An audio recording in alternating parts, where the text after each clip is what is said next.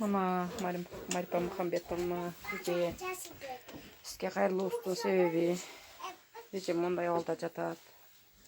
Кыздардын багуусунда кичине жардам кылып коюңуздарды өтүнөм.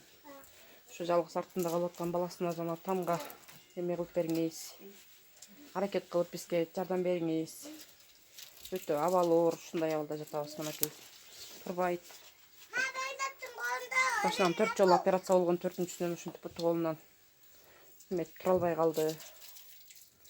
Аны эми ошо жок дегенде баласына там болсо жакшы болот эле. Күйөөсү да каза болуп калган.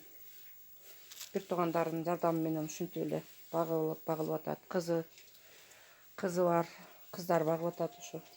Ушинтип аракет кылып эле багып атабыз. Ушул эми келиңиз бир жардам кылып коюңуз. Ушу там алышка бирке жардамыңыз тийип койсоңуз эле болду эле. Артында калып аткан баласына жок дегенде ушу бир там, бир комнатта там болсо деле кылып калса жакшы болот эле.